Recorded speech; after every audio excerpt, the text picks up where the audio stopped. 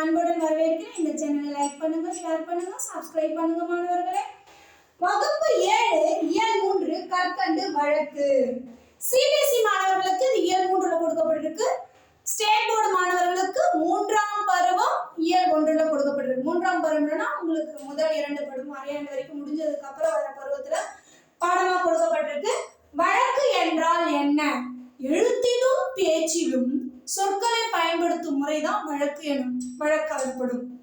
நம் முன்னோர்கள் எந்தெந்த சொற்களை என்னென்ன பொருளில் பயன்படுத்தினார்களோ அச்சொற்களை அவ்வாறே நாமும் பயன்படுத்துவதை வழக்கு என்பர். வழக்கு என்றால் என்ன கேட்கலாம். அதுக்கு என்ன பதில் அப்படின்னா, தேர்வுல வழக்கு என்றால் என்ன அப்படின்னு கேட்டாங்கன்னா, நம் முன்னோர்கள் எந்தெந்த சொற்களை என்னென்ன பொருளில் பயன்படுத்தினார்களோ அச்சொற்களை அவ்வாறே நாமும் பயன்படுத்துவதே வழக்கு என்பர். வழக்கு 2 வகைப்படும். இயல்பு வழக்கு, தகுதி வழக்கு. இயல்பு வழக்கு, தகுதி வழக்கு. வழக்கு 2 வகைப்படும். ஒன்று என்னது? இயல்பு வழக்கு, தகுதி வழக்கு. இயல்பு வழக்குனா என்ன? ஒரு பொருளை அதற்குரிய சொற்களால் குறிப்பிடுவது. அதற்கே உரிய சொற்களால் குறிப்பிடுவது. ஒரு பொருளை அதற்குரிய சொற்களால் குறிப்பிடப்படுவது இயல்பு வழக்கு எனப்படும். இயல்பு வழக்கு 3 வகைப்படும். இயல்பு வழக்கு 3 வகைப்படும். ஒன்று இலக்கணம் உடையது,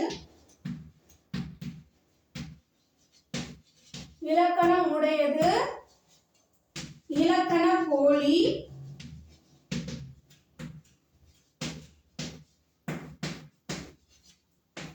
மறு. இயல்பு வழக்கு எத்தனை வகைப்படும்? அவை இயல்பு வழக்கு 3 வகைப்படும். ஒன்று இலக்கணம் உடையது, இலக்கண போலி, மருவு. இதோட விளக்கங்கள்லாம் இப்ப நம்ம பாடத்துல தெரிந்து கொள்ள போறோம்.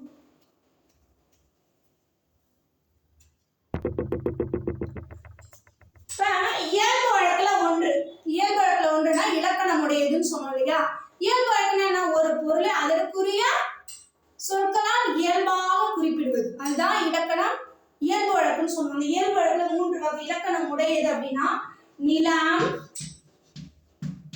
மரம், வான், எழுது ஆகிய சொற்களை நோக்குங்கள்.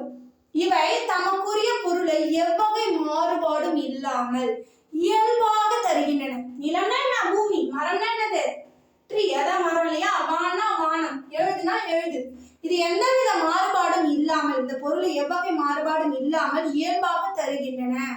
இவ்வாறு இலக்கண நெறி மாறாமல் முறையாக அமைந்த சொல் இலக்கணமுடையது ஆகும். இலக்கணமுடையது என்றால் என்ன கேட்டா அதற்கான பதில் அதுதான்.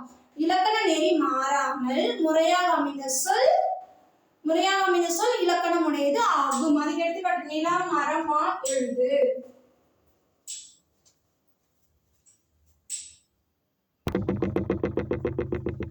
இலக்கண போலி, அதுல சொற்பொழினா என்னன்னு பார்க்க போறோம். இல்லத்தின் முன்பகுதி இல்முன் என குறிக்க வேண்டும். இல்முன் என குறிக்க வேண்டுமானால் அதனை நம் முன்னோர் முன்றில் என குறித்தனர் என்று வழங்கினர். கிளை நுனியை கிளை நுனி என வழங்க வேண்டும். ஆனா அந்த மாதிரி கூறாமல் நுனி கிளை என்று குறிப்பிடுகின்றனர். இவ்வாறு இலக்கண முறைப்படி அமையாவிடினும்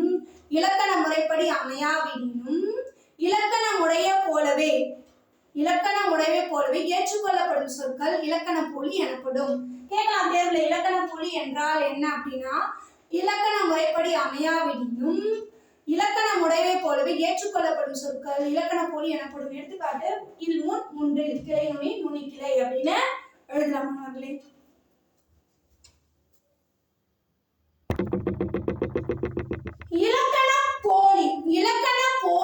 இலக்கண போலி என்பது பெரும்பாலும் சொற்களின் முன்பின் பகுதிகள் இடமாறி வருவதையே குறிக்கும்.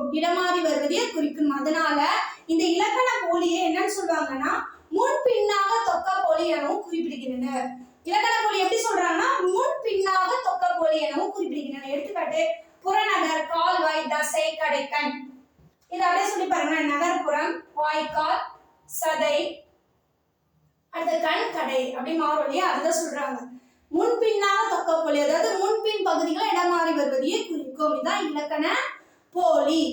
இல்லத்தில் நுழையும் வழிய இல்வாயில், இல்லத்தின் வாய் என அழைக்க வேண்டும். ஆனா அப்படி அழைக்காமல் வாயில் என அழைக்கிறோம். இது இலக்கண போலி.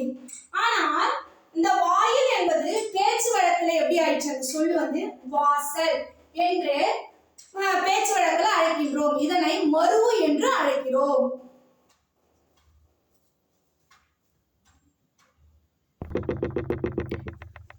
அடுத்தது போலி. இலக்கண போலியில சொற்போலின்னு பார்த்தா அடுத்து எழுத்து போலி. எழுத்து போலி எப்படி வருதுன்றத தெரிஞ்சுக்க போறோம். இங்க கவனிங்க. அறம் செய்ய விரும்பு. அறம் செய்ய விரும்பு. அறம்னா தர்மம் செய்ய விரும்புன்னு அர்த்தம். இது ஔவையார் வாக்கு. அரண் வலியுறுத்துதல். அரண் வலியுறுத்துதல். இது திருக்குறள்ல வர ஒரு அதிகாரம். ஆனா இந்த ரெண்டு சொற்களையும் கவனிங்களேன். இங்க இருக்கிறது இம்மு, இங்க இருக்கிற இன்னு. இங்க இந்த எழுத்துக்கு பதிலாக வேறொரு எழுத்து இருந்தாலும் அதே பொருளை தான் தருகிறது. அதே பொருள் தான் தருகிறது. இவ்வாறு ஒரு சொல்லின் இவ்வாறு சொற்களின் முதலிலோ இடையிலோ இறுதியிலோ இயல்பாக இருக்க வேண்டிய எழுத்திற்கு பதிலாக ஒரு எழுத்திற்கு பதிலாக வேறொரு எழுத்து இடம்பெற்று அதே பொருளை தருவதுதான் போலி எனப்படும். போலி என்றால் என்ன அப்படின்னா, சொற்களின் சொல்லில் அதாவது ஒரு சொல்ல முதலிலோ சொற்களின் முதலிலோ இடையிலோ இறுதியிலோ இயல்பாக இருக்க வேண்டிய எழுத்திற்கு பதிலாக வேறொரு எழுத்து இடம்பெற்று அதே பொருளை தருவது போலி எனப்படும். போலினா போல இருத்தல் என்ற சொல்லிலிருந்து உருவானது. போல இருத்தல் என்ற சொல்லிலிருந்து உருவானது. இந்த போலி வந்து 3 வகைப்படும். இந்த போலி 3 வகைப்படும். முதல் போலி,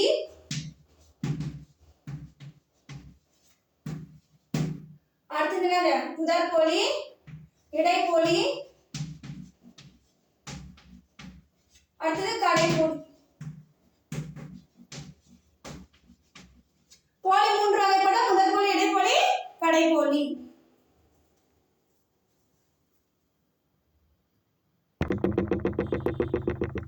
இப்ப முதல் போலினா என்ன பார்ப்போம்? முதல் போலி கவனிங்க. பசல் பைசல், மஞ்சு மைஞ்சு, மையல் மையல்.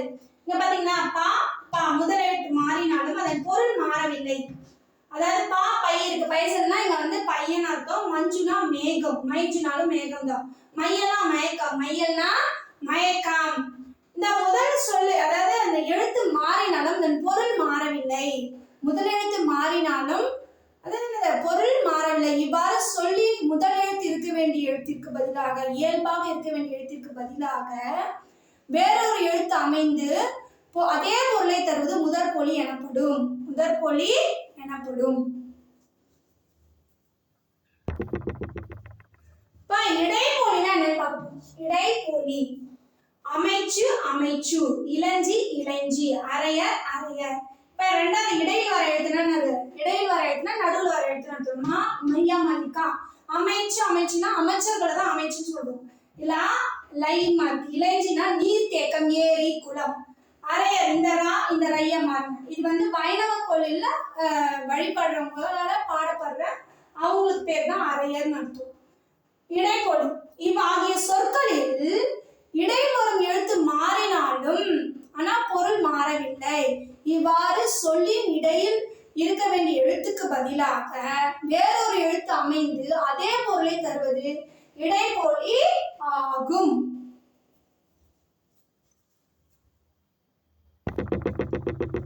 அடுத்தது கடைப்போலினா என்ன பார்க்கிறோம்? கடைனா இறுதியில் வருதுன்னு அர்த்தம். சொல்ல கவனிங்க. அகம் அகன், நிலம் நிலன், முகம் முகன், பந்தல் பந்தர், சாம்பல் சாம்பர் ஆகிய சொற்களில் இறுதி எழுத்து மாறினாலும் பொருள் மாறவில்லை. இறுதினா கடைசி எழுத்து மாறினாலும் பொருள் மாறவில்லை. இவ்வாறு சொல்லி இறுதி எழுத்தில் இருக்க வேண்டிய எழுத்துக்கு பதிலாக வேறொரு எழுத்து அமைந்து அதே பொருளை தருவது கடைப்போலி ஆகும். அக்ரிணை பெயர்களா இருந்ததுன்னா அக்ரிணை பெயர்கள்ல இறுதியில மகர மெய்யாக இருந்தால் அது வந்து நகர போலிய கடைப்போலியாக வரும். அதுவே நகரமாக இருந்தால் நகரம் கடைப்போலியாக வரும். அகம்னா உள்ளம், நிலம்னா பூமி, முகம்னா நம்முடைய முகம், பந்தல்னா அந்த திருமணத்துலாம் போடுவாங்கல்ல பந்தல். அது சாம்பல்னா இப்ப நெருப்பு அதை அணிஞ்சதுக்கு அப்புறம் வர்றதா என்னது? சாம்பல்.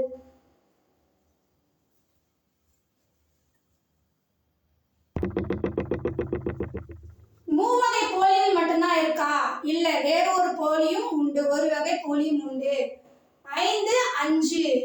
இந்த 5ஓடைய போலி வடிவம் தான், இந்த 5ஓட போலி வடிவம் தான் இந்த 5.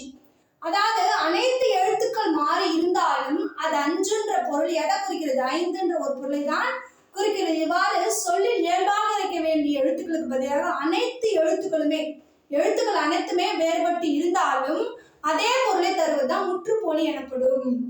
எழுத்துக்கள் அனைத்தும் மாறி இருந்தாலும் ஆனா பொருள் அதுதான் தரும், அதே பொருளை தருவதுதான் முற்றுப்போலி எனப்படும். அடுத்தது மறு. நாம் எல்லா சொற்களிலும் எல்லா இடங்களிலும் முழுமையான வடிவத்தில் பயன்படுத்துவதில்லை. தஞ்சாவூர் என்னும் பெயரை தஞ்சை என்றும், திருநெல்வேலி என்னும் பெயரை நெல்லை என்றும் வழங்குகிறோம்.